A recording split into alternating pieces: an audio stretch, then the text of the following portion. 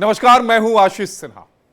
नमस्कार, मैं हूं आपके साथ गीतू चौहान और आप देख रहे हैं हमारी खास पेशकश राष्ट्रीय स्वयंसेवक संघ यानी आरएसएस, जिसने 1925 में नागपुर से अपनी यात्रा शुरू की थी, अब 100 साल पूरे करने जा रहा है। शताब्दी वर्ष पर राजधानी दिल्ली बनेगी केंद्र, जहां होने जा रहा है अब तक का सबसे बड़ा उत्सव। तो लाखों कार्यकर्ताओं की मौजूदगी, शाखा प्रदर्शन और सांस्कृतिक कार्यक्रम, साथ ही मंच पर आरएसएस प्रमुख मोहन भागवत और देश की बड़ी राजनीतिक हस्तियां। दिल्ली का ये शताब्दी महोत्सव न सिर्फ संघ की अब तक की यात्रा का उत्सव होगा, बल्कि आने वाले 100 साल की दिशा भी तय करेगा। 1925 में नागपुर से शुरू हुई एक छोटी सी शाखा और 100 साल के बाद संघ एक ऐसा संगठन है जो न सिर्फ समाज बल्कि राजनीति और संस्कृति में भी गहरी पैठ रखता है। कहा जाता है कि संघ सिर्फ एक संगठन नहीं बल्कि एक विचार है जिसने भारतीय समाज, राजनीति और संस्कृति की धारा को गहराई से प्रभावित किया है। वही आरएसएस अपनी स्थापना के 100 साल पूरे होने पर देश भर में शताब्दी समारोह मना रहा है, जिसमें 1 अक्टूबर को नई दिल्ली में यानी आज डॉक्टर अंबेडकर इंटरनेशनल सेंटर में मुख्य आयोजन होगा। इस अवसर पर प्रधानमंत्री नरेंद्र मोदी स्मारक, डाक टिकट और सिक्का भी जारी करेंगे और कार्यक्रम को संबोधित भी करेंगे। आरएसएस की स्थापना कैसे हुई, उस सफर की कहानी क्या है, वो हम आपको ग्राफिक्स के जरिए समझाएंगे। वो जानना और समझना बेहद जरूरी है। तो 1925 में डॉक्टर केशव बलिराम हेडगेवार और आरएसएस की नींव रखी गई। विजयदशमी के दिन इसको स्थापित किया गया।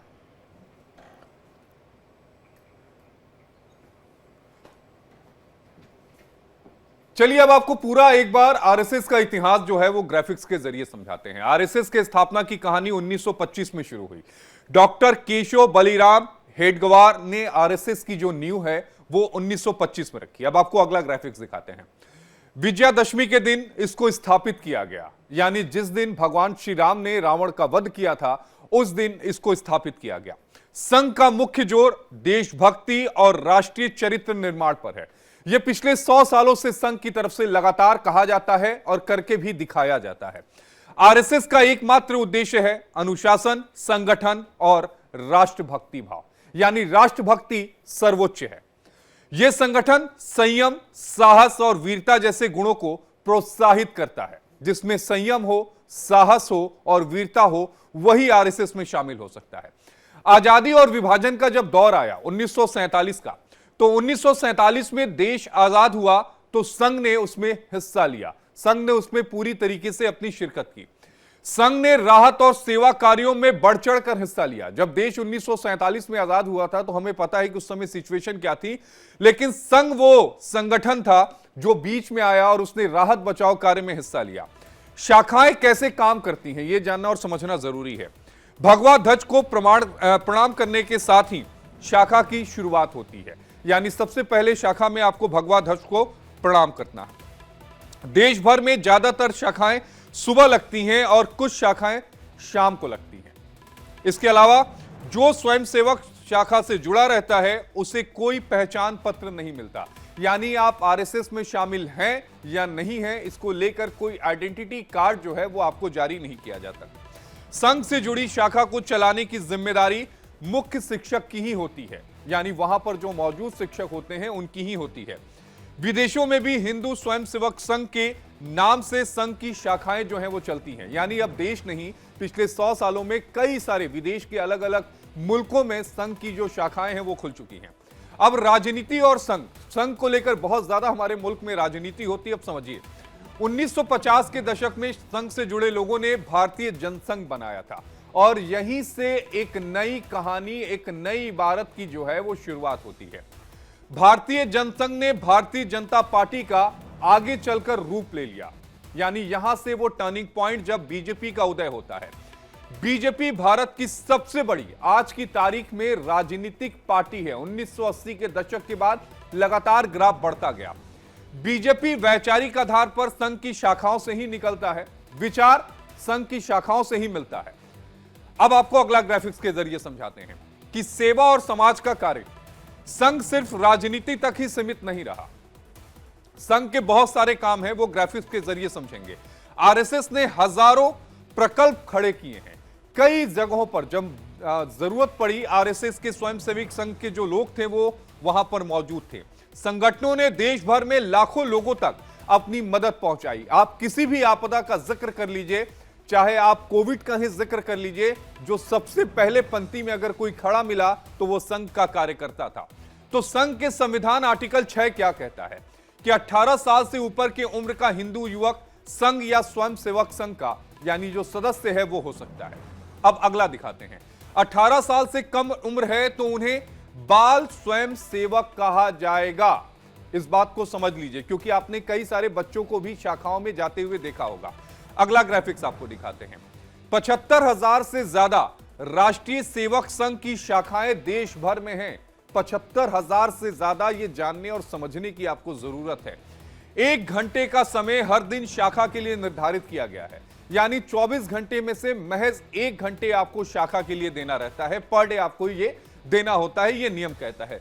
अब आपको एक और ग्राफिक्स के जरिए चीजों को आगे बतलाते हैं, वो हम आपको दिखाएंगे, लेकिन उससे पहले हमारे साथ कई खास मेहमान भी जुड़े हुए हैं। एक बार उनके पास चलते हैं गीतू।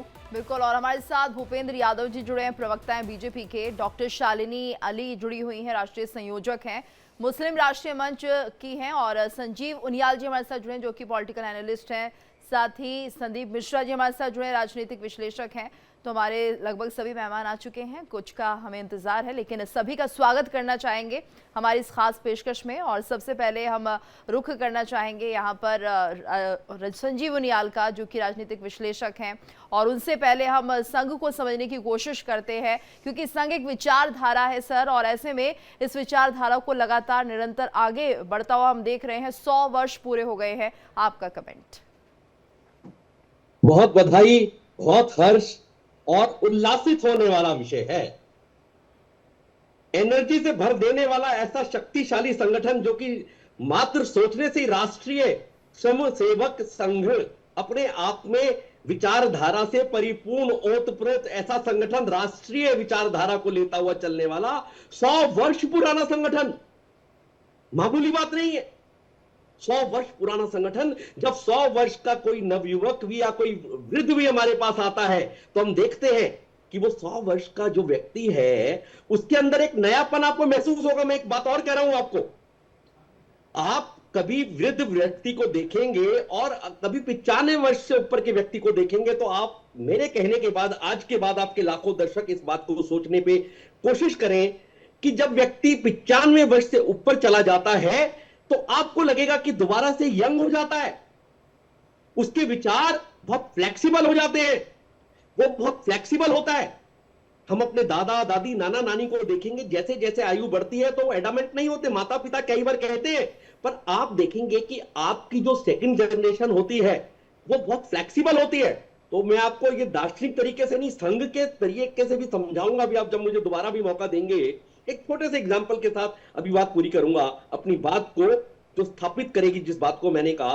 राष्ट्रीय स्वयंसेवक संघ को बहुत इस तरह का स्कूल ऑफ थॉट रहा कि बहुत दृढ़ है, बहुत सख्त है, फ्लेक्सिबल नहीं है। अनुशासन के लिए कुछ चीजों को उसने बना रखा है, उसमें चेंज नहीं करता। और जो दृढ़ होता है, जो स्ट्रांग होता है, जो शक्तिशाली होता है, वो बहुत फ्लेक्सिबल नहीं होता। ऐसी एक धारणा रहती है। परंतु राष्ट्रीय स्वयंसेवक संघ एक ऐसे वृक्ष की भांति है, जो जितना शक्तिशाली, जितना फलदार होता गया, उतना फ्लेक्सिबल हो गया। उसका लाइव एग्जांपल, जिस निक्कर को, जिस शॉर्ट्स को पहचाना जाता था, राष्ट्रीय स्वयंसेवक संघ के साथ जोड़ा जाता था कि राष्ट्रीय स्वयंसेवक संघ मतलब निक्कर वाला, ऐसा उस निक्कर को चेंज कर देना, ये बताता है कि संघ की कितनी डेप्थ है, संघ के अंदर कितनी शक्ति है, संघ कितनी लंबी सोच रखने वाला संगठन है, जो कि अपनी गणवेश को अनटचेबल कहा जाता था कि इनके गणवेश को कोई टच नहीं कर सकता। संजीव उनियाल जी, एक सवाल ये उठता है, लगातार जो विपक्ष है वो इस सवाल को उठाता है कि संघ का कहीं भी एनजीओ के तौर पर रजिस्ट्रेशन नहीं हुआ, ऐसा क्यों? देखिए, ये जो आपने अभी बात कही है, मैं वो पहली वाली बात को पूरी करके आपकी बात का जवाब दूंगा। तो संघ ने अभी हाल में, मुश्किल से जुम्मा 20 वर्ष भी नहीं होंगे, 15 से 20 वर्ष मेरे को ध्यान आएगा अभी एग्जैक्टली, निक्कर से ट्राउजर पे शिफ्ट हो गए। 2002 की बात है। 2002, तो लगभग 23 वर्ष हो गए। तो ये बताता है कि संगठन कितना फ्लेक्सिबल। अब मैं आपकी बात पर आता हूं। मैं एक एडवोकेट हूं और अधिवक्ता होने के नाते जो भी रिक्वायरमेंट्स, लॉ के स्टेट्यूटरी रिक्वायरमेंट्स, कॉन्स्टिट्यूशनल रिक्वायरमेंट एक राष्ट्रीय स्वयंसेवक संघ जैसे संगठन के लिए होनी चाहिए, वो सब पूरी करता है राष्ट्रीय स्वयंसेवक संघ। वरना 100 वर्ष की बात करते हैं आप, 2 वर्ष के बाद एक मंदिर ट्रस्ट का एक गुट दूसरे गुट पर केस कर देता है कि भाई इसके पास ये इनकम टैक्स का नंबर नहीं है, इसके पास जीएसटी नंबर नहीं है, इसके समसेवक जो हैं वो कुछ खास धाराओं को फॉलो नहीं करते लॉ को। तो आपको मैं इशारा करना चाहता हूं कि जब इस विचारधारा से बिल्कुल अपोजिट विचारधारा के लोग लगातार इस पर 4 बार बैन लगा सकते हैं, इसको लगातार घेर सकते हैं विचारधारा के तौर पर, तो कानूनी संजीव रूप से उनियाल जी आपको 4 लगता है- बार बैन लगा था या 3 बार? 1948 की बात करिए, 1977 की बात करिए, या फिर 1991 के बाद की बात करिए? 2 बड़े बैन, 3 बड़े बैन थे, पर एक हाँ। छोटा बैन और लगा था। तो विषय इस टाइम अभी उन 3 बैन की डिटेल में बात करेंगे, जो कि क्यों लगे थे उसको, कैसे इसने उसको पूरा किया अपने बहुत बैन को। तो मैं आपसे सिर्फ ये बात बताना चाह रहा हूं कि रजिस्ट्रेशन वाला जो पॉइंट है ना, ये लगभग वैसा है जैसा कि लोग कहते हैं कि भाई ये वोट्स जो है वो चोरी किए जा रहे हैं। तो ये जो विचारधारा है ये वही विचारधारा है, पर आज तक अगर ऐसा था तो आपने कोई कानूनी जंग क्या, कानूनी पेटिशन नहीं, या कानूनी लड़ाइयों में कई बार फंसाया गया संजीव उनियाल जी, लेकिन हर बार जो संघ है वो पाक साफ साबित होकर अपने आप को निकाला। 1948 का दौर आपको याद होगा, जब संघ के ऊपर प्रतिबंध लगाया गया था, मुकदमा भी चलाया गया था और बाद में संघ को बाइज्जत बरी किया गया था। उस बात को भूला नहीं जा सकता। मैं आता हूं संदीप मिश्रा जी आपके पास। ये 100 सालों की जो यात्रा है, ये यात्रा आसान नहीं थी, रुकावटें बहुत ज्यादा थी। कई बार थामने की कोशिश की गई, कई बार रोकने की कोशिश की गई, कई बार आरोपों की वजह से रास्ते में अवरोध पैदा किए गए, लेकिन संघ ने सभी अवरोधों को पार किया, सभी बाधाओं को पूरी तरीके से पार किया और आज 100 साल का संघ हो गया। संदीप जी प्लीज। आशीष जी, आपके सभी पैनलिस्ट को और दर्शकों को सबसे पहले मेरी शुभकामनाएं कि संघ ने आज 100 वर्ष पूर्ण किए हैं। और मैं अपनी बात कहूं, संजीव उनियाल जी की बात को ही मैं आगे बढ़ा रहा हूं। संघ का आखिर रजिस्ट्रेशन क्यों नहीं हुआ? संघ का एनजीओ की तरह या कोई लीगल एंटिटी क्यों नहीं बनी? क्योंकि संघ जो है एक वैचारिक आंदोलन था। संघ एक वैचारिक आंदोलन है और उसके साथ साथ जो है वे ऑफ लाइफ है। तो जब वे ऑफ लाइफ है और एक वैचारिक आंदोलन है, जिस तरह से आजादी का आंदोलन था, आजादी के आंदोलन का कोई रजिस्ट्रेशन नहीं हुआ है। हो सकता है किसी ने पॉलिटिकल पार्टी बनाई, लेकिन उसका कोई रजिस्ट्रेशन नहीं था, कोई मेंबरशिप नहीं थी कि आप आइए क्रांतिकारी में रजिस्ट्रेशन करा लीजिए। तो इस तरह से जो ना होना जो है, कहीं ना कहीं जो 100 वर्षों की यात्रा रही वह सुगम भी बनाया। और एक जो लीगल एंटिटी होने के साथ ही संपत्ति अर्जित करने के लिए संपत्ति की लड़ाई, ये सब चीजें जब लीगल एंटिटी बनने के साथ आती हैं तो संघ में इन सब चीजों के लिए कहीं कोई गुंजाइश बची नहीं रही। आज मैं कह रहा हूं संघ का जो 100 वर्षों का इतिहास है उसमें हम देखेंगे तो लड़ाई ही ज्यादा रही है, संघर्ष ही ज्यादा रहा है। पीछे के 2 दशक अगर हम छोड़ दें और बाकी ऐसा नहीं है कि अब रास्ता हमारा बहुत आसान हो गया है। ऐसे राज्य जहां पर हमारी विचारधारा की सरकार नहीं है या विचारधारा को मानने वालों का बहुतायत नहीं है, वहां पर हमारे लिए समस्या खड़ी होती रहती है। तो संदीप जी, आप मानते हैं इस जगह पर आपके लिए चुनौती ज्यादा होती है? संघ की जो विचारधारा है वो आप आगे तक नहीं बढ़ा पा रहे हैं आसानी से, वहां जहां पर आप लोगों से मेलजोल नहीं होता विचारधारा का? गीतू जी, बिल्कुल सही कहा आपने। यह बात जो है कि हमने एक वे ऑफ लाइफ लोगों के अंदर डाला है। और मैं माननीय पूज्य भागवत जी की बात को कह रहा हूं, जब कोई व्यक्ति संघ में प्रवेश करता है तो यह जरूरी नहीं है संघ उसके अंदर कितना प्रवेश करता है, यह मैटर करता है। और जब संघ आपके अंदर प्रवेश कर जाता है तो आप भारत के दुनिया के किसी भी कोने में रहें, आप अपना धर्म भी परिवर्तन कर लें। और संघ को प्रवेश कराने में कितना समय लगता है संदीप जी? देखिए, 2 बातें मैंने कही कि वे ऑफ लाइफ, तो उस वे ऑफ लाइफ को जितना आप एडॉप्ट करेंगे। मेरी संघ आयु आज 25 वर्ष है। मैं 20 वर्ष की आयु में 2000 में संघ की शाखाओं में मैं जाता था। मुझे दिल्ली में याद है जब मैं कभी हाफ पैंट पहन के निकलता था तो पीछे से लड़के हंस के मजाक उड़ाते थे और दूर से चिल्लाते थे भारत माता की जय और कह के हंस के निकल जाते थे। तो इस तरह से मजाक भी उड़ाया जाता था संघ के स्वयंसेवकों को। लेकिन जब हमारा उद्देश्य सफल था, ध्येय मार्ग हमारा स्पष्ट था कि मां भारती की जय कैसे करनी है, भारत को संगठित कैसे करना है, भारत के हर भाषा भाषी को, भारत के हर पंथ संप्रदाय को साथ लेकर के कैसे चलना है, तो हमें ऐसी आलोचनाओं से, ऐसे मजाकों से परवाह नहीं करना है। हमें संघ के मार्ग पर जो है राष्ट्र को आगे लेकर जाना है। और यह जब अंदर प्रवेश कर जाता है आपके, तो आप हर जगह जो है 24 घंटे आप संघ जीते हैं, आपको उसके लिए कोई सर्टिफिकेट नहीं मिलने वाली। आप अपने आप को खुद को संतुष्ट करते हैं कि संघ का जो कार्य है, राष्ट्र का जो कार्य है। मैं एक थोड़ा सा समय आपका ले रहा हूं। दो देश हैं, जापान और इजराइल। जापान और इजराइल आज दुनिया में ताकतवर क्यों है? क्योंकि उन्हीं के नागरिकों के अंदर एक भाव जगा है राष्ट्र का, उनके अंदर एक पहचान का भाव जगा है, और यही भाव जो है संघ जगाता है। और संघ यह जगाने का ही नतीजा है कि जब ऑपरेशन सिंदूर होता है तो देश की जनता एक सुर में अपनी सरकार के निर्णय के साथ खड़ी होती है। तो यही वे ऑफ लाइफ है, यही संघ का प्रवेश करना है। संघ के प्रवेश करने के लिए कोई आवश्यक नहीं है कि आप शाखा में ही जाइए, कोई जरूरी नहीं कि आप निक्कर ही पहन करके चलिए रोड पे या टोपी ही लगाइए। लेकिन जब वे ऑफ लाइफ आपके अंदर एंटर कर जाता है तो आप राष्ट्र के लिए अगर एक ट्वीट भी करके आप काम कर सकते हैं तो वो करते हैं। फेसबुक पे 2 टिप्पणी लिखना होता है तो उससे भी आप राष्ट्र का काम करते हैं। और जब जरूरत पड़ती है बाढ़ पीड़ितों को मदद करने की, जब भूकंप पीड़ितों को मदद करने की पड़ती है, या फिर कोरोना में मदद करने की पड़ती है, तो वहां भी आप अपने जान की परवाह न करते हुए अपने आप को न्यौछावर करने के लिए तैयार रहते हैं। तो यही होता है यही संघ बतलाता भी है, सिखाता भी है। एक कमेंट भूपेंद्र यादव जी से लूंगा, उसके बाद मैं डॉक्टर शालिनी अली जी आपके पास आऊंगा। भूपेंद्र यादव जी,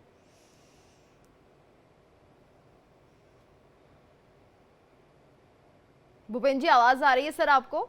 आपसे भी समझना चाहेंगे हम, क्योंकि आरएसएस ने 100 वर्ष पूरे कर लिए हैं और संघ सिर्फ अगर शाखा तक सीमित नहीं है, संघ आपके अंदर प्रवेश करता है। और एक बार जब आप शाखा में जाते हैं तो ऐसा क्या होता है कि हमेशा जुड़ते हुए दिखाई देते हैं? ऐसा क्या विचारधारा का यहाँ पर हम कह सकते हैं बीज उपजता है जो कभी खत्म नहीं होता बल्कि बढ़ता ही चला जाता है? गीतू जी, मैं आपको बता दूं कि ये संघ जो है ना दुनिया की सबसे बड़ी संगठन है। और इस संघ जो है, हम लोग इतनी भाग्यशाली हैं कि शताब्दी साल मना रहे हैं। हमारे केशव बलिराम जी जो है स्थापना जो है ना 2000 मतलब 1925 में किए थे। और 1925 में करने के बाद यह बीज इस तरह से अंकुरित हुआ कि आज पूरे देशों को करीब करीब अमेरिका, ब्रिटेन, जर्मनी, जापान, खाड़ी के देशों में भी हमारा आरएसएस के संगठन के लोग हैं और अपने विचारधारा को जीवंत रखने वाले लोग हैं और अपने भारतीयता को बरकरार रखने वाली शक्ति यह आरएसएस पैदा करती है। आरएसएस जो है ना सदैव देश हित की बात करती है, अपनी संस्कृति और सभ्यता को बचाने की बात करती है, अपनी स्वाभिमान की बात बचाने की बात करती है। लेकिन कुछ विपक्षी लोगों जो है ना आरएसएस के बारे में उनकी धारणा जो है ना जस्ट उल्टा होता है, जबकि ऐसा है ही नहीं। आरएसएस ही एक ऐसा संगठन है जो आज हिंदुस्तान को मान सम्मान बचाने में इनका बहुत अहम रोल रहा है। आजादी से लेकर के आप किसी भी क्षेत्र में चले जाइए, आपदा के क्षेत्र में, किसी को मदद करने के क्षेत्र में, किसी व्यक्ति को आगे बढ़ाने के क्षेत्र में, तो यह जो है ना हमारे आरएसएस के भाइयों के अंदर में कूट कूट करके भरा हुआ भूपेंद्र यादव जी, एक आरोप लगता रहा है सरकार पर कि सरकार जो है वो आरएसएस के जो विचार हैं उनसे प्रभावित होती है, या फिर सरकार के जो फैसले हैं वो आरएसएस लेता है। ये आरोप विपक्ष का है। नहीं, ऐसा है। देखिए, आरएसएस एक ऐसा संगठन है, उसी से निकल करके 1950 में हमारा जनसंघ बना था। हमारे आरएसएस के ही लोग थे और उन्होंने ही बनाए। 1950 में जो है ना आपका जनसंघ बना, उसके बाद में 1980 में यही भारतीय जनता पार्टी बनी। तो देखिए, हम लोग का मदर जो हमारा ये है संगठन है वो मेरा आरएसएस ही है, नो डाउट। हमारे आरएसएस की ही बीच से अंकुरित लोग निकल करके इस देश को जो है ना सेवा तो की भूपेंद्र जी, आप भी मानते हैं कि आरएसएस का अहम योगदान रहता है सरकार के फैसले को लेकर? जिस तरह से विपक्ष आरोप लगाता है दखल अंदाजी रहती है, तो आप मानते हैं इस बात को कि हाँ आरएसएस का कुछ दखल होता है सरकार के फैसलों में? देखिए, जो देश हित की बात होती है दखल तो नहीं करती है आरएसएस, लेकिन कहीं देश हित की बात होती है वहां आरएसएस सलाह जरूर देती है। नो डाउट कोई दखल होती है, लेकिन हमारे मोहन भागवत जी ने नहीं, भूपेंद्र यादव जी, आप ये कहना चाह रहे हैं कि आरएसएस सुझाव देती है, उसके बाद सरकार फैसला लेती है कि उस सुझाव को लागू करना है या नहीं, आप ये कहना चाह रहे हैं नहीं ना? करना है। जी जी जी जी जी, यही फैक्ट है। बात ऐसा है आशीष जी कि यदि इस देश के अंदर में आरएसएस, जानते हैं कितनी बड़ी संगठन है, ये दुनिया की सबसे बड़ी संगठन, और हमारे देश के अंदर में 75,000 जो है ना शाखाएं हैं, और उस शाखाएं में करीब करीब 40 लाख हमारे जो है ना आरएसएस संगठन के हमारे जो है ना कार्यकर्ता है। भूपेंद्र यादव जी, और कार्यकर्ता जो दिखते हैं 40 लाख जिनकी आप बात कर रहे हैं, उनकी संख्या उससे कई गुना ज्यादा है। कई ऐसे कार्यकर्ता हैं जो कभी सामने नहीं आते, पर्दे के पीछे रहते हैं, और उनकी तादाद इन 40 लाख से बहुत ज्यादा है। अगर आप गिनती करोगे तो करोड़ों में चली जाएगी। बहरहाल उस पर मैं बहुत ज्यादा डिटेल में नहीं जाऊंगा, समझदार को इशारा काफी है। मैं डॉक्टर शालिनी अली जी के पास आना चाहूंगा, राष्ट्रीय संयोजक है मुस्लिम राष्ट्रीय मंच की। डॉक्टर शालिनी जी, आरएसएस पर हमेशा ये आरोप लगता रहा है कि वो मुस्लिमों को दरकिनार करते रहे हैं या फिर वो मुस्लिमों को पसंद नहीं करते। लेकिन जितना मैं आरएसएस को जानता हूं, जितना मैं आरएसएस को समझता हूं, जितना मैंने लोगों से मिला हूं, उसमें मुझे यही बात समझ में आती है कि आरएसएस का मानना है कि हम सबको एक साथ एक मंच पर आना पड़ेगा, हम सब भारतीय हैं। यही बात आरएसएस बतलाती भी है और सिखलाती भी है। आपने बिल्कुल सही कहा आशीष जी। पहले तो बहुत बहुत हार्दिक बधाई, क्योंकि 100 साल पूर्ण करना और देश के लिए पूर्ण कर रहे हैं और करते जाएंगे। मेरे ख्याल से मेरे तो बहुत ज्यादा सीनियर मिश्रा जी भी यहाँ पे बैठे हुए हैं और उनियाल जी भी बैठे हुए हैं, जिन्होंने बहुत करीबी से देखा है। मैं तो तकरीबन 10 साल से जुड़ी हुई हूँ, जहां पे मैंने वर्किंग फॉर्मेट जो होता है राष्ट्र के लिए, किस तरीके से आप उस वर्किंग फॉर्मेट को फॉलो करके आप देश को आगे लेकर जाने की बात करते हैं, वो आरएसएस है। आरएसएस वो है जो कि शांति से कार्य करता है, कोई फोटो ऑप्स नहीं होता है। बात सही है, चाहे वो कोविड हो चाहे वो फ्लड्स हो। और बात करता है आरएसएस तो जनहित के लिए बात करता है, राष्ट्र को एकत्र करके लेकर चलने की बात करता है। धर्म की कोई बातचीत नहीं होती है आरएसएस में। आप आइए तो सही, आपको शाखा में जाने के लिए कोई भी मनाही नहीं होती है। 1 घंटा आप प्रतिदिन अगर देते हैं तो जरूरी नहीं कि आप 1 घंटा दीजिए। 5 जन्य कार्यक्रम होता है आरएसएस का, जो आपको पर्यावरण से करीब करने के लिए, एक अगर आप पेड़ भी लगाते हैं तो वो आप राष्ट्र के लिए लगा रहे हैं। प्लास्टिक का प्रयोग नहीं कर रहे हैं तो भी वो आप देश के लिए कर रहे हैं। आरएसएस ये बातें लेकर आता है कि आप छोटी छोटी चेंजेस लेकर आइए, किस तरीके से आप पर्यावरण, समाज और परिवार, इन तीनों चीजों को लेकर आप आगे बढ़ते हैं। आरएसएस का मतलब ये नहीं है कि आप स्वयं के लिए कर रहे हैं। आरएसएस का मतलब ये है कि आप राष्ट्र के लिए स्वयं आगे आकर काम कर रहे हैं। बात करते हैं मुसलमानों की। हमारे जो सर संचालक जी हैं मोहन भागवत जी ने, उन्होंने 2021 में किताब भी लॉन्च करवाई थी, bridging of minds a initiative. वो मुसलमानों के साथ लेकर आगे चलने के लिए एक ब्रिज की बात कर रहे हैं, जहां पे यदि हम आगे आ रहे हैं तो आप भी आगे आइए। ताली 2 हाथ से बजती है। देश को आगे बढ़ाने के लिए सबको साथ चलना पड़ता है। और एक भारत ही ऐसा देश है जहां पे मुसलमान सुरक्षित तौर से रहते आए हैं और रह भी रहे, क्योंकि हमारे पूर्वज सब एक है, हमारा डीएनए एक है। यहाँ पे सबसे ज्यादा कन्वर्शन भारत में रहा है। तो यदि आज कोई मुसलमान है तो उसका पूर्वज कभी वो हिंदू रहा था। तो आरएसएस ने आज तक कभी भी धर्म के नाम पे कोई भी राजनीति नहीं करी है। आरएसएस राजनीति से दूर रहता है। आरएसएस पर्यावरण की बात करता है तो वो राजनीति नहीं है। आरएसएस अगर कहता है, अपने सुझाव देता है राजनीतिक दल को भी, तो वो सुझाव दे रहा है, कोई उसके ऊपर प्रतिक्रिया करने की बात नहीं कर रहा होता है। तो ये सारी जो छोटी छोटी बातें होती हैं, ये सब आज हम मुस्लिम राष्ट्रीय मंच के जो हमारे मार्गदर्शक है डॉक्टर इंद्रेश कुमार जी, उनके नेतृत्व में काम कर रहे हैं। आपने देखा होगा 27 सितंबर को तालकतोरा स्टेडियम में हजारों की तादाद में मुसलमान आए अखिल भारतीय मुस्लिम महासम्मेलन में। तो वो एक राजनीतिक दल के वजह से तो नहीं आए, वो एक सामाजिक समूह के तौर पे आए। 14-15 हजार की तादाद में मुसलमान अगर आज जुड़ रहे हैं हम लोगों के साथ में, दिखा रहे हैं और आ रहे हैं और अपने खर्चे पे आ रहे हैं, तो वो इस बात पे एक रबर स्टैंप मोहर के तरह है कि हमें किसी से बैर नहीं है, मुसलमानों को संघ से बिल्कुल भी बैर नहीं है, क्योंकि संघ है जो शांति से काम करते आए। मैं 2 एग्जांपल दूंगी, उसका आप नेगेटिव इंपैक्ट ना लीजिएगा, क्योंकि वो एग्जांपल हम बचपन से बच्चों को सिखाते हैं।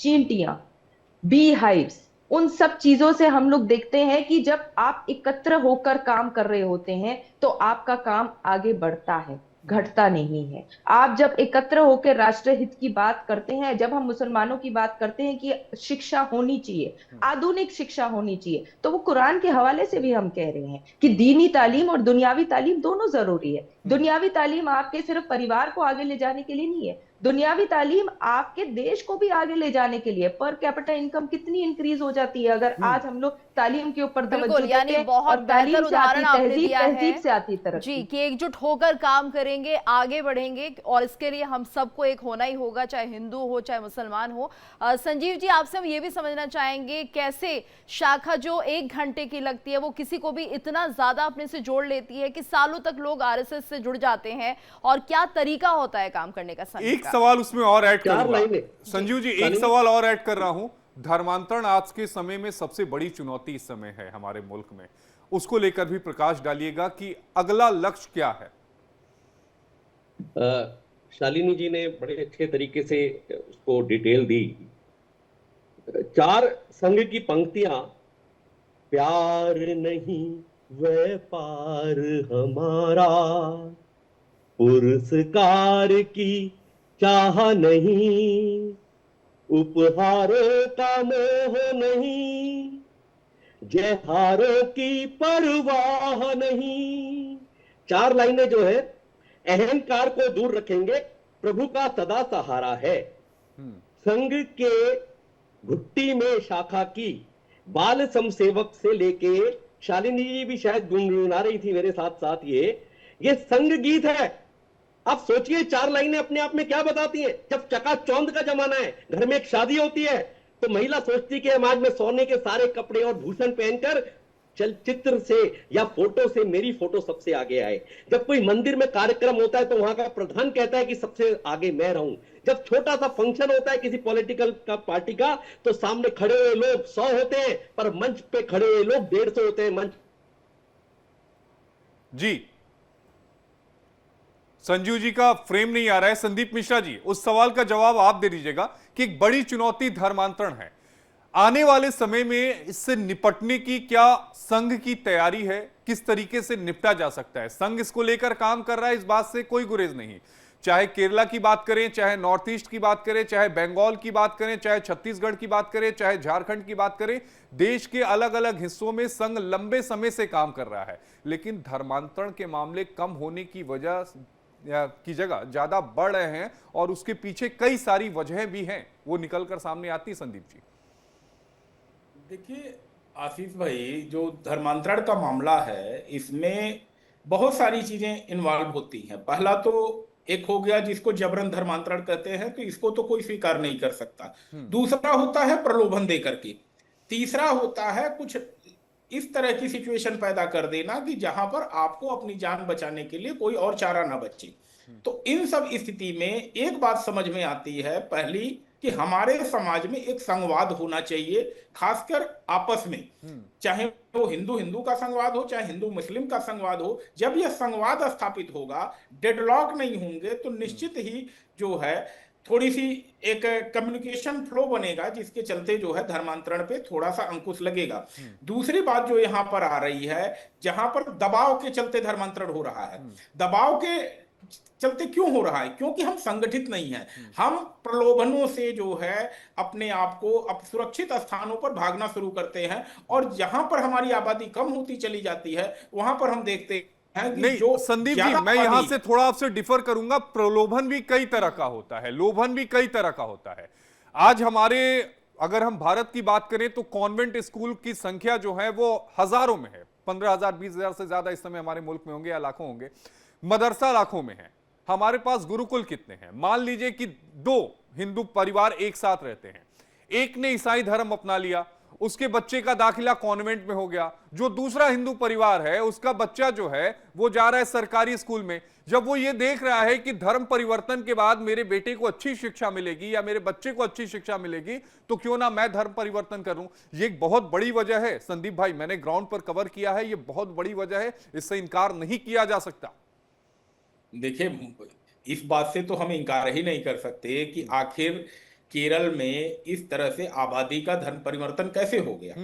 वहां पर एक सिस्टम पूरा काम कर रहा है। आप दुनिया भर में भारत भर में जितने भी कॉन्वेंट स्कूल हैं, वहां पर आप 80% 70% शिक्षक केरल से पाएंगे और उनका धर्म भी परिवर्तन हो चुका। हालांकि उन्होंने अपनी संस्कृति नहीं बदली है, वो भारतीय संस्कृति में रंगे बसे रहते हैं, लेकिन यह और खतरनाक स्थिति होती है, खासकर कन्वर्जन की। जैसा पंजाब में देख रहे हैं कि लोग सिख पगड़ी भी बांध रहे हैं, लेकिन उन्होंने क्रिश्चियनिटी को अडॉप्ट कर लिया। अरे 25 दिसंबर को अभी जो पंजाब में क्रिसमस पर जो रैली निकाली गई, उसमें तो आंखें फटी की फटी रही कि इतनी बड़ी सिख, वो जहां पर सिख समुदाय सबसे बड़ी आबादी है, वहां पर इतने सारे क्रिश्चियंस कहां से आ गए। और मैं देख रहा था हुजूम निकला हुआ था। तो आशीष जी, संघ का यही काम है कि किसी तरह से एक वैचारिक क्रांति लोगों के मन में पैदा की जाए।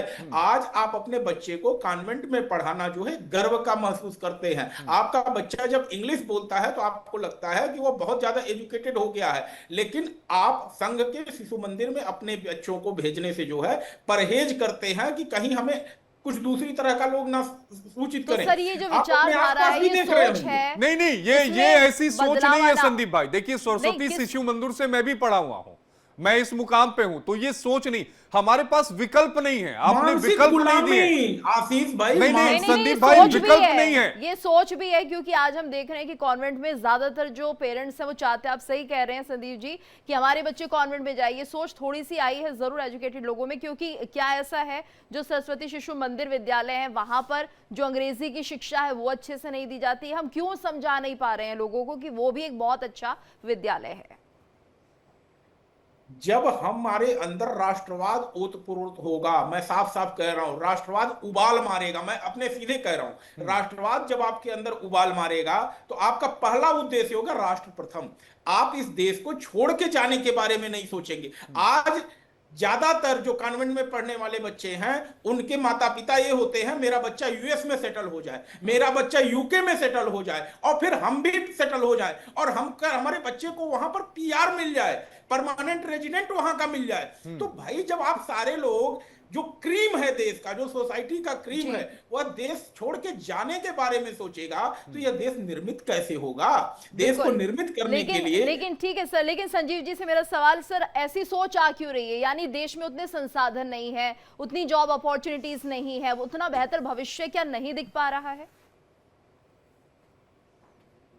संजीव जी सर। मेरा विचार थोड़ा सा इससे अलग है, भिन्न है, कि हम 6 लोग यहां बैठे हैं और बहुत अच्छी इसी विचारधारा से जुड़े हुए हैं, और हमारे एक एंकर साहब से उन्होंने बताया कि मैं सरस्वती बाल मंदिर से पढ़ा हूं। मैं खुद स्वयंसेवक और ऐसे विचारधाराओं के साथ टीवी पर पैनलिस्ट हूं, मैं भी नहीं पढ़ा सरस्वती मंदिर से। हमारे अपने घर के संघ के बच्चे फॉरेन में सेटल हैं।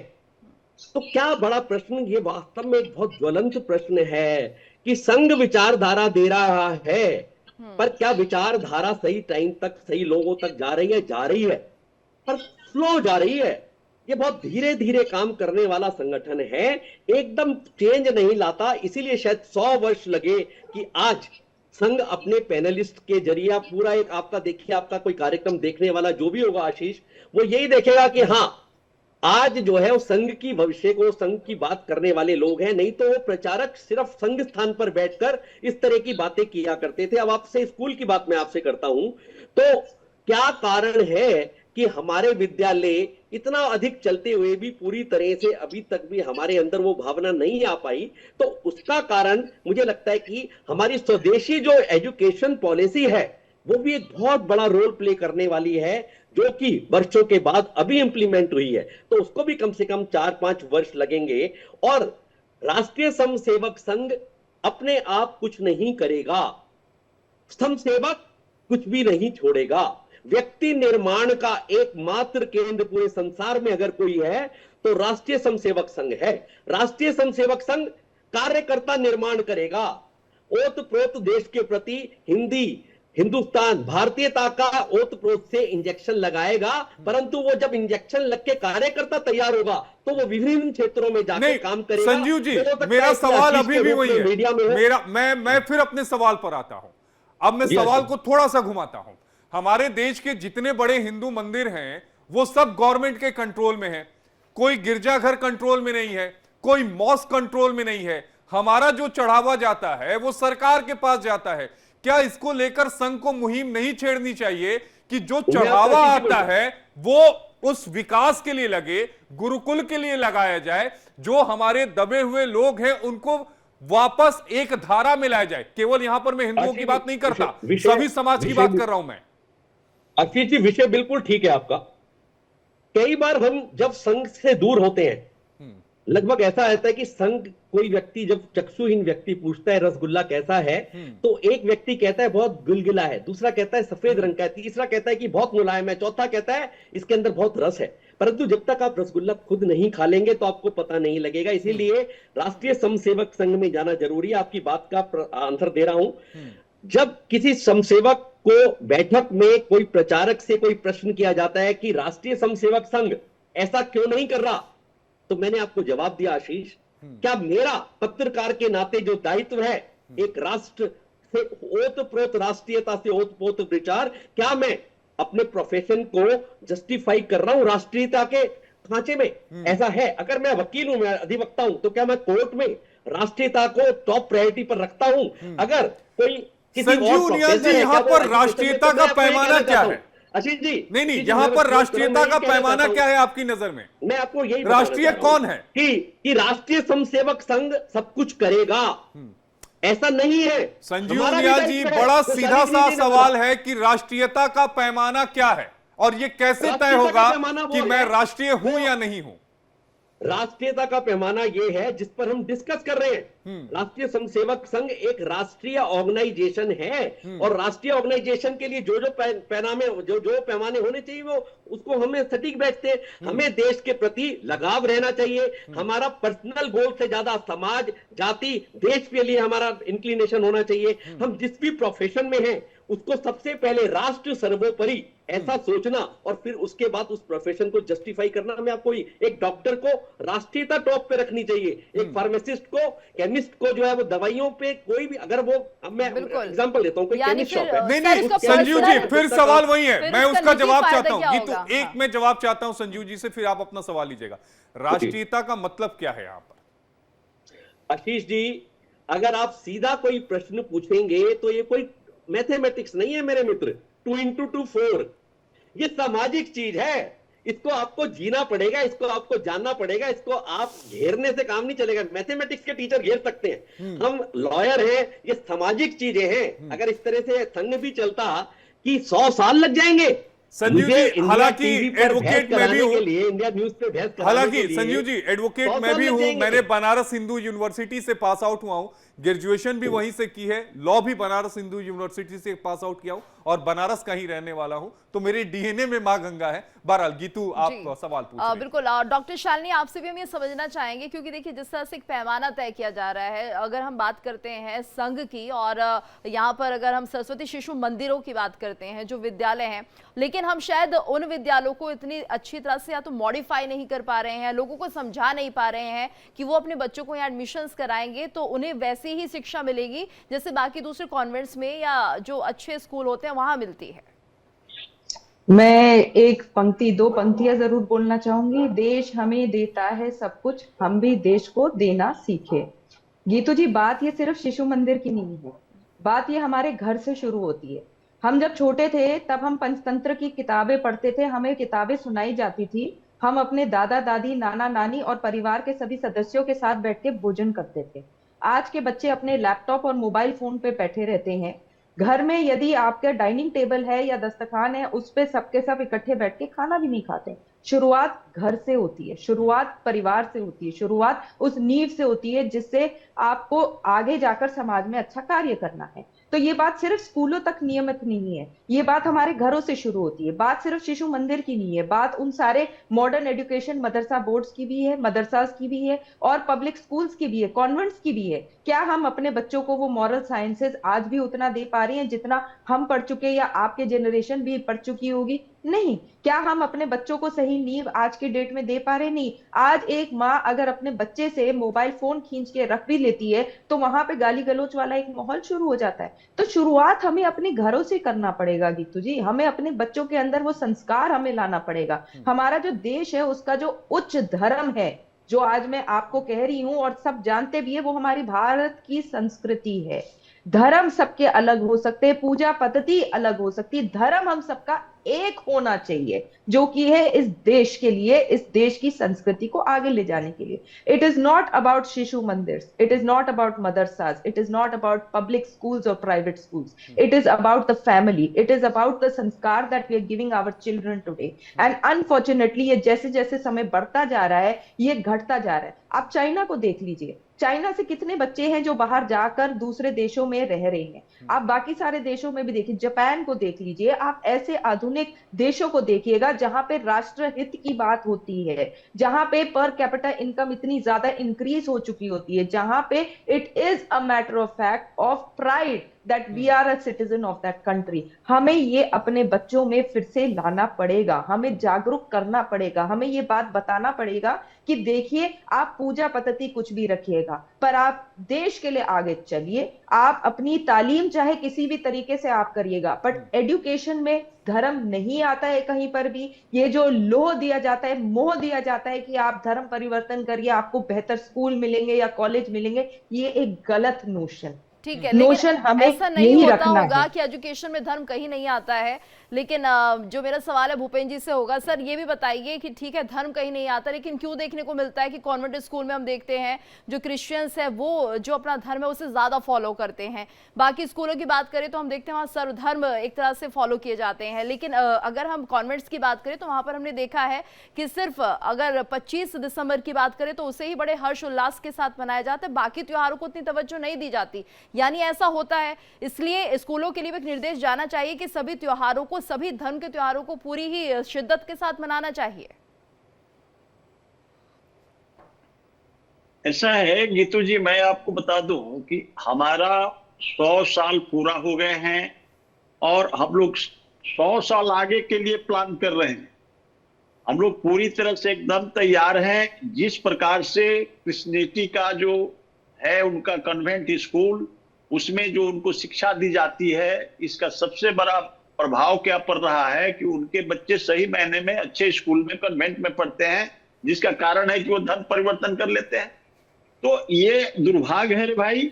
अब जो है ना आरएसएस इस बात के लिए जो है ना एकदम तैयार बैठी हुई है कि जो हमारा जो शिशु विद्या मंदिर है, अब इस स्कूल को कन्वेंट के लेवल में और हमारे जो मदरसे हैं उनको भी कन्वेंट के लेवल में जो है ना लाने की आवश्यकता है। जिस प्रकार से चाइना, दुनिया का जर्मनी हो, जापान हो, जहां एक शिक्षा एक संविधान, मतलब सभी लोगों की शिक्षा एक समान होनी चाहिए। तो इस तरह से हम लोगों को बेहतर करने के लिए इस कार्य को, प्रणाली को अपनाना होगा।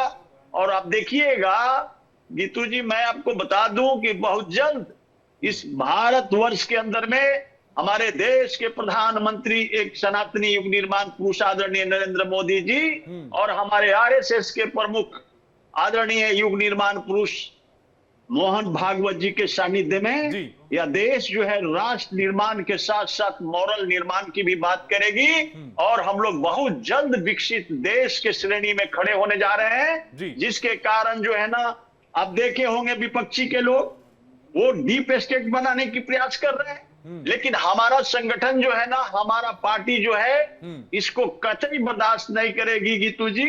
और देश के अंदर में एक शिक्षा लाने की आवश्यकता है, इस पर भी कार्य चलेगा और कार्य करके हमारे देश के नौजवानों को, हमारे देश के बच्चे का भविष्य कैसे मॉरल निर्माण हो, क्योंकि नैतिक जीवन की पढ़ाई हम लोग ठीक है। पहले पढ़ते भूपेंद्र थे यादव नीतू जी, सीधी तस्वीरें अब दिल्ली तो से दिखा नैतिक रहे जीवन जो है हैं। पढ़ाई ही बंद हो शताब्दी गया। समारोह की जो तस्वीरें हैं, प्रधानमंत्री नरेंद्र मोदी मंच पर पहुंच चुके हैं। सीधी तस्वीरें इस समय दिल्ली से, लाइव तस्वीरें जो हैं वो आपके टीवी स्क्रीन पर हैं। इसके अलावा रेखा गुप्ता वहां पर मौजूद है। एक सवाल यहां पर संदीप मिश्रा जी से रहेगा। संदीप जी, ये पल बेहद खास है जो तस्वीरें हम दिखा रहे हैं। अगर संभव हो तो इन तस्वीरों को अगर आप अपने शब्दों में एलोबरेट कर पाए।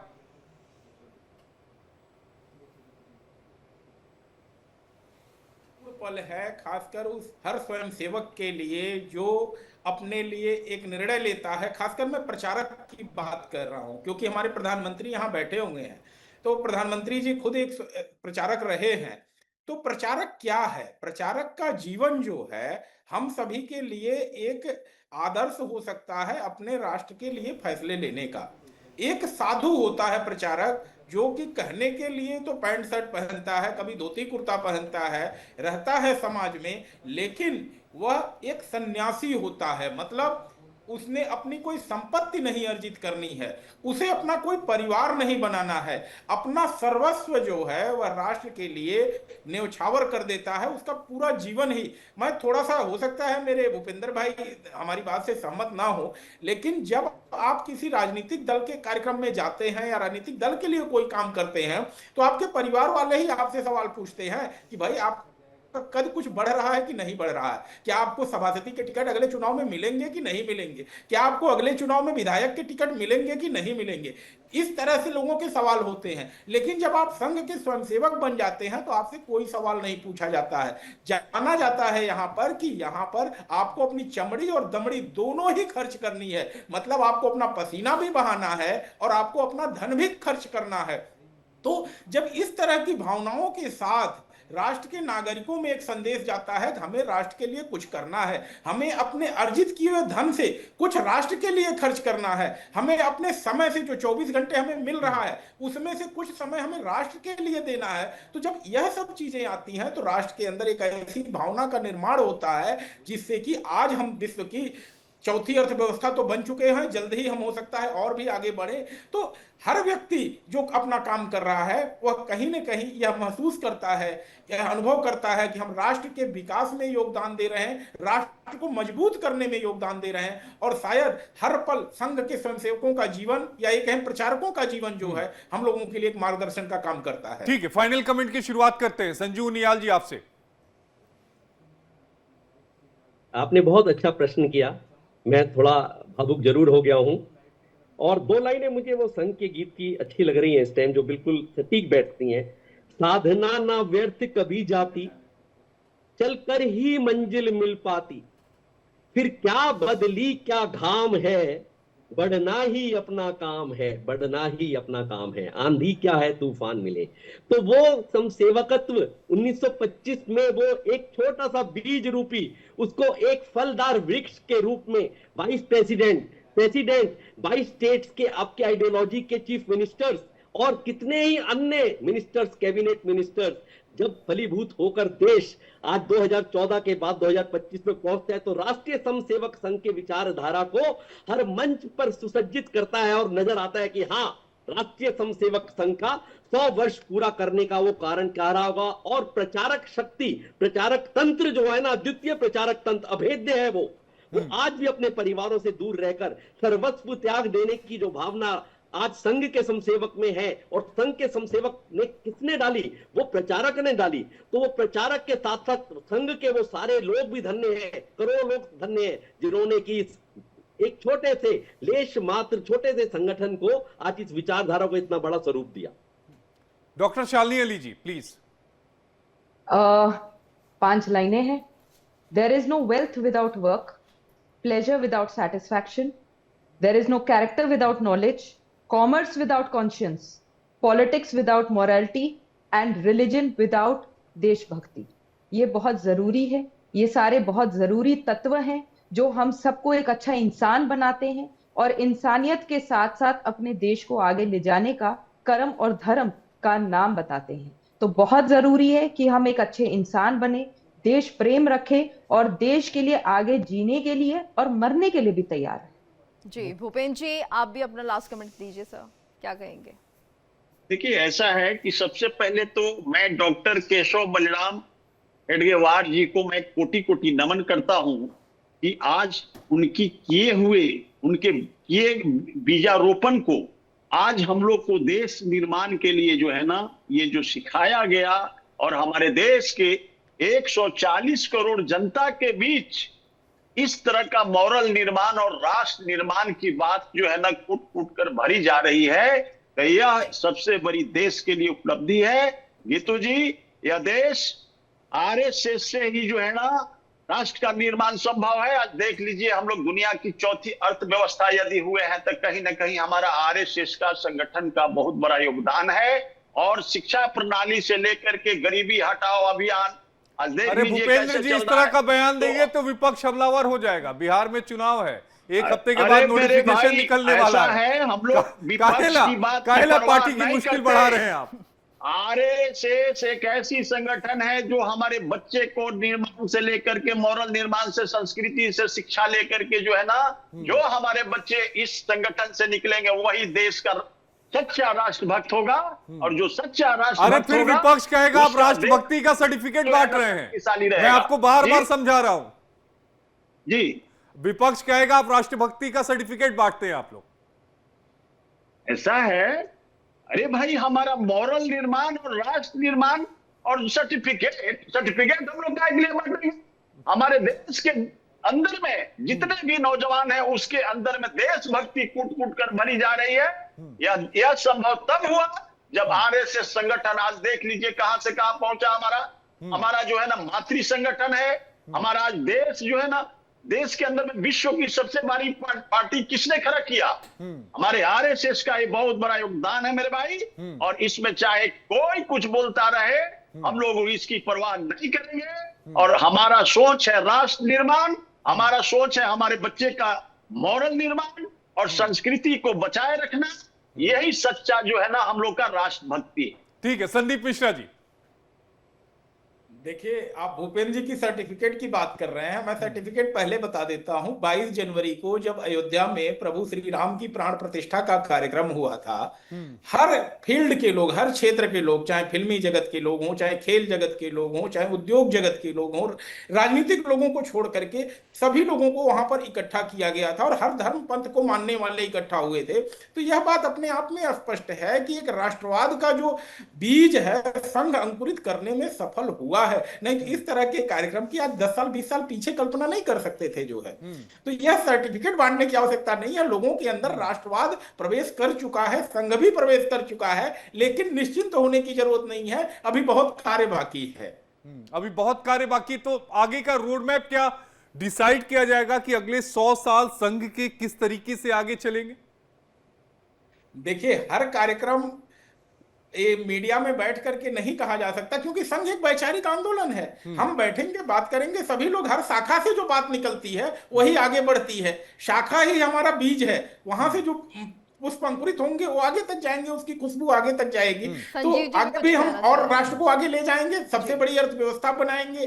राष्ट्रवाद का हर व्यक्ति के अंदर बीज अंकुरित हो, ऐसा हम कहेंगे। और जो छोटी छोटी घटनाएं होती हैं उस पर भी अंकुश लगेगा, ऐसा हमारा जो है। संजीव उनियाल जी, सर बोलिए, कुछ कहना चाह रहे हैं? एक बात मुझे लगता है कि यहाँ कहना जरूर ठीक रहेगा कि राष्ट्रीय स्वयंसेवक संघ ने पहले राष्ट्रीय संगठन किया, पहले कहा कि हम संगठन करेंगे, परंतु अभी पिछले 5-7 वर्षों से आप देखिएगा, जो मैं आपको कह रहा था कि बदलाव आया है, तो संघ कहता है कि हम शाखा में नहीं लाएंगे, संघ जो है वो लोगों के बीच में जाए, इस तरह का विचारधारा। इसीलिए शायद 55 वैचारिक संगठन अलग अलग क्षेत्रों में काम करते हैं और संघ की विचारधारा आम व्यक्ति के, सिटीजन के पास जाए और उसके लिए संघ कार्यरत है। तो मुझे लग रहा है अगले 100 वर्ष इसी में शायद ऐसा रोड मैप का जो मोटा मोटा जामा है वो ऐसा ही रहेगा कि संघ का समसेवक लोगों के पास जाए, ड्राइंग रूम में बैठे, अपनी विचारधारा की बात आम व्यक्ति करने लगे, जनमानस जो है। जब सारे लोग ऐसा लगने लगे कि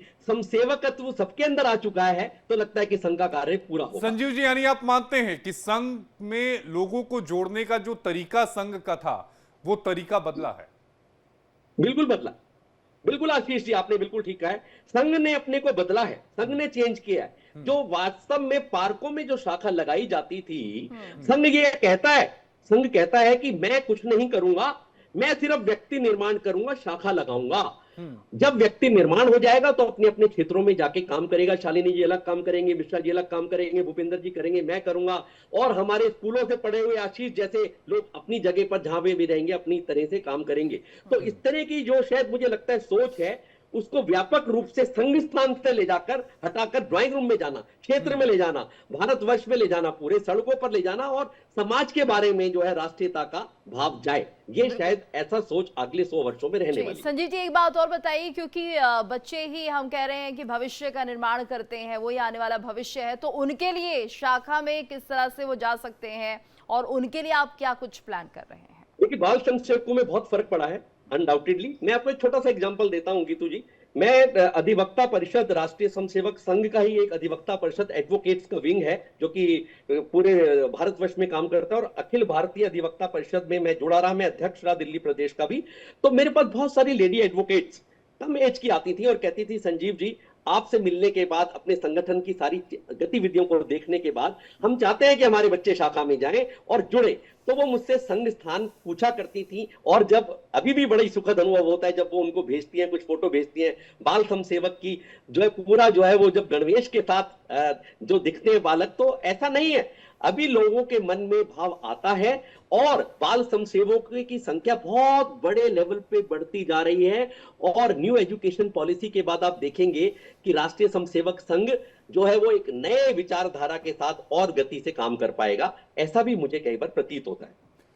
तो ऐसा भी प्रतीत होता है, और मेरा भी व्यक्तिगत तौर पर यह मानना है कि जो देशभक्ति की भावना है, चाहे किसी भी संगठन की हो, देशभक्ति की भावना भीतर होनी चाहिए। एक दुष्यंत कुमार जी की गजल है, चूंकि इतनी सारी बातें कही गई, जिसमें उन्होंने कहा कि हो गई पीर पर्वत सी पिघलनी चाहिए, इस हिमालय से कोई गंगा निकलनी चाहिए, सिर्फ हंगामा खड़ा करना मेरा मकसद नहीं, मेरा मकसद है ये तस्वीर बदलनी चाहिए, और हो आग तेरे सीने में ना सही मेरे सीने में सही, वो आग जलनी चाहिए, और वो आग देशभक्ति की ही होनी चाहिए। बहुत शुक्रिया आप सभी का जुड़ने के लिए। हमारे साथ 4 खास मेहमान थे जिन्होंने अपनी बातों को रखा।